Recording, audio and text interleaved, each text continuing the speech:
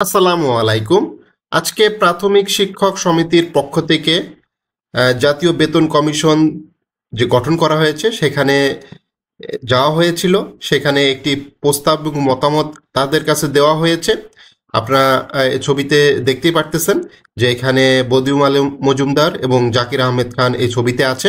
তো আজকে প্রাথমিক শিক্ষক সমিতি তারা 29/9/2025 খ্রিস্টাব্দে আপনারা তারিখটা দেখতে পারতেছেন, মাননীয় চেয়ারম্যান যে জাতীয় বেতন কমিশন বাংলাদেশ সচিবালয়, সেখানে জাতীয় বেতন কমিশন 2025 বাংলাদেশ প্রাথমিক শিক্ষক সমিতি এর পক্ষ থেকে দাবি সমূহ, যে কি কি দাবি এবং উপস্থাপনা এবং সপক্ষের যে যে প্রস্তাব আছে সেগুলো নিয়ে আলোচনা করা হয়েছে এবং বিস্তারিত এখানে দেওয়া হয়েছে।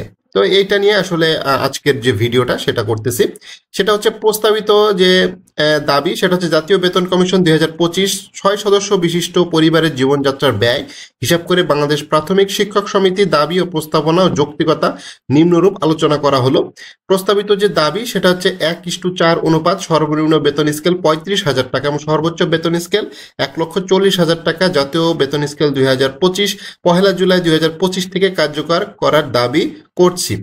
অর্থাৎ এটা জাতীয় বেতন স্কেল 2025 থেকে পহেলা জুলাই থেকে এটা যাতে কার্যকর হয় সেটার দাবি করা হয়েছে এবং 1:4 অনুপাতে সর্বনিম্ন 35,000 টাকা এবং সর্বোচ্চ 1,40,000 টাকার একটা বেতন স্কেল দাবি করা হয়েছে।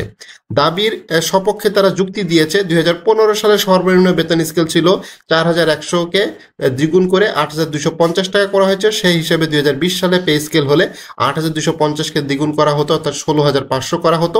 2025 সালে পে স্কেল 16,500 থেকে দ্বিগুণ করা হতো, 33,000 টাকা করা হতো। সুতরাং 2020 সাল এবং 25 সালে দুইটা পে স্কেলের প্রাপ্তি বঞ্চিত হয়েছি, এটার পক্ষে তারা যুক্তি দেখিয়েছে। বেতন গ্রেড 20 থেকে কমিয়ে 10 থেকে 12টি গ্রেড করার প্রস্তাব তারা করেছে। সর্বনিম্ন বেতন স্কেল এবং সর্বোচ্চ বেতন স্কেলের মধ্যকার বিদ্যমান বেতন বৈষম্য কমানোয় এই গ্রেড কমানোর মূল লক্ষ্য। বাৎসরিক ইনক্রিমেন্ট মূল বেতনের 10% প্রতি বছর বৃদ্ধি করা, কারণ প্রতি বছর মূল্যস্ফীতির বৃদ্ধির হ্রাস প্রায় 10 এর কাছাকাছি হয়ে থাকে, সেটা আসলে যুক্তি তারা দেখিয়েছে। বাসা ভাড়া সেটা খুবই গুরুত্বপূর্ণ। সেই বাসা ভাড়াটা এখানে মূল বেতনে ঢাকা শহরে 80%, বিভাগীয় শহরে 70%, জেলা শহরে 65%, থানা উপজেলা শহরে 60% করার দাবি তারা করেছে। এটার কারণ দেখিয়েছে, তারা যুক্তি দেখিয়েছে যে বিগত 10 বছরে দ্রব্যমূল্যের ঊর্ধ্বগতি মূল্যস্ফীতির সাথে তাল মিলিয়ে ঢাকা মহানগর সহ বিভাগীয় জেলা শহরে বাসা ভাড়া বহুগুণ বেড়েছে।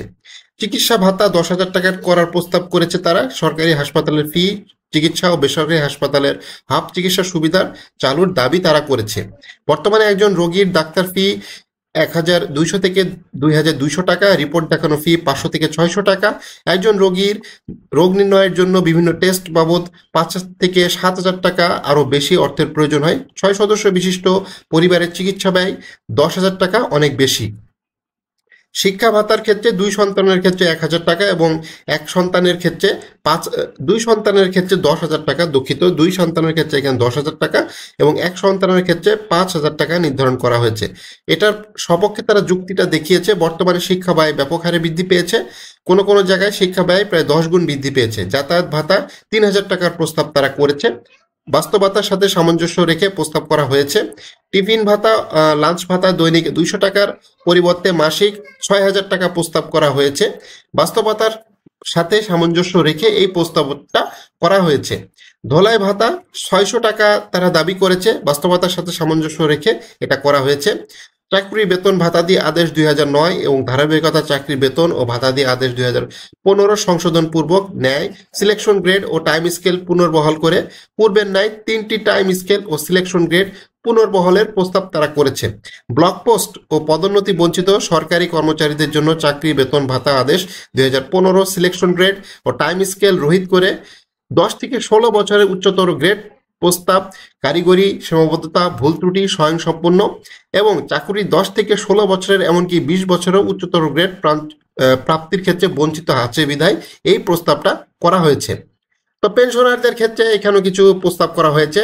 90% পরিবর্তে 100% এবং আনুতাসিকের হার 230 টাকার পরিবর্তে 500 টাকা বৃদ্ধির দাবি তারা করেছে। একই সাথে বিগত সরকারের 50% আনুতাসিক অর্থ সমর্পণের ব্যতীত 100% অর্থ পরিশোধের দাবি তারা করেছে। 59 বছরের চাকরি শেষে আবাসিক নিরাপত্তার জন্য ন্যূনতম একটি ফ্ল্যাট অথবা ছোটখাটো ঘর নির্মাণের সুবিধার্থে এই প্রস্তাব করা হয়েছে। আনুতোষিককালে 50% অর্থ সমর্পণ করা হলে অবসরপ্রাপ্ত ব্যক্তি কোনো সম্পদ তৈরি করতে পারবে না, বাকি জীবন খুব কষ্টে অতিবাহিত করতে হবে। এটার জন্য এই প্রস্তাবটা করা হয়েছে। পাহাড়ি, দুর্গম ও পর্যটক এলাকায় উপকূলীয় ভাতা বাবদ 40% প্রস্তাব করা হয়েছে। বাস্তবতার সাথে সামঞ্জস্য রেখে এই প্রস্তাবটা করা হয়েছে। প্রাথমিক শিক্ষা বিভাগের নন ভ্যাকেশনাল বিভাগ হিসেবে ঘোষণা করার অন্যান্য বিভাগের মতো নির্দিষ্ট অন্তর অন্তর তারিখ স্বয়ংক্রিয়ভাবে শান্তি, বিনোদন ও ছুটি পাওয়ার বিষয়টি যুক্ত করতে হবে। এটা 2 বছর পর পর তারা প্রস্তাব করেছে। আগে ছিল যেটা 3 বছর, বর্তমানে আসলে এটা 3 বছর আছে, সেটাকে 2 বছর করার প্রস্তাব তারা করেছে। পেনশনারদের চিকিৎসা ভাতা 2500 টাকা থেকে বাড়িয়ে 10,000 টাকার দাবি তারা করেছে। এটা বাস্তবতার সাথে সামঞ্জস্য রেখে করা হয়েছে। বৈশাখী ভাতা 20%-এর পরিবর্তে 50% প্রণোদনার দাবি তারা করতেছে। আপনারা জানেন যে বর্তমানে বৈশাখী ভাতা যেটা দেওয়া হয় সেটা হচ্ছে ইলিশ মাছ খাওয়ার জন্য। তো একটা ইলিশ মাছ কিনতে গেলে আপনাদের কত টাকা খরচ হয় এটা আপনার বাজারে গেলেই বুঝতে পারতেছেন। বর্তমানে 2 থেকে 3,000 টাকার নিচে ভালো মানের কোনো ইলিশ মাছ পাওয়া যায় না। আর যেটা পাওয়া যায় ওই পুঁটি মাছ আকারের সাইজের ইলিশ মাছ, যেটা প্রায় 1,000 টাকা কেজি বা 800 টাকা 900 টাকা কেজি, ওই পুঁটি সাইজের ইলিশগুলা পাওয়া যাচ্ছে। যেটা যেটা সরপুটির সাইজ আর কি, সরপুটির সাইজ যেরকম পুকুরে চাষ করা হয় সরপুটি, ওই সরপুটির সাইজের ইলিশ মাছ আপনার 800 থেকে 1,000 টাকায় কিনে খাচ্ছেন। তো বড় সাইজের ইলিশ সেটা কিনতে হলে আপনাকে 50% বৈশাখী ভাতার প্রয়োজন। বৈশাখী ভাতা মূলত দেয়াই হয়েছে ইলিশ এবং পান্তা খাওয়ার জন্য। এটা আপনারা মানেন আর না মানেন, এটাকে আপনার বাস্তবতার সাথে মিলিয়ে নিতে হবে যে বৈশাখী ভাতা দেওয়ার মূল উদ্দেশ্য হলো ইলিশ পান্তা খাওয়ার জন্যই এই বৈশাখী ভাতাটা দেওয়া হয়েছে। তো ওই ভাতাটা দিয়ে যদি আপনি ইলিশ মাছই কিনে খেতে না পারেন তাহলে ওই ভাতা দেওয়ার কোনো প্রয়োজন নেই। 50% দাবি এখানে খুবই যৌক্তিক একটি দাবি করা হয়েছে। তো এখানে এই জাতীয় বেতন কমিশনের 3 জন যারা সভাপতি আছেন, নির্ধারিত চেয়ারম্যান, সাধারণ সম্পাদক, তারা মূলত এই কমিটি অর্থাৎ প্রধান শিক্ষক জাতীয়, এই যে আপনারা দেখতে পারতেছেন বাংলাদেশ প্রাথমিক শিক্ষক সমিতির যে নেতারা যারা আছে, উচ্চ পর্যায়ের নেতারা, তারা মূলত সচিবালয়ে আজকে গিয়েছিল বদিউল আলম মজুমদারের সাথে।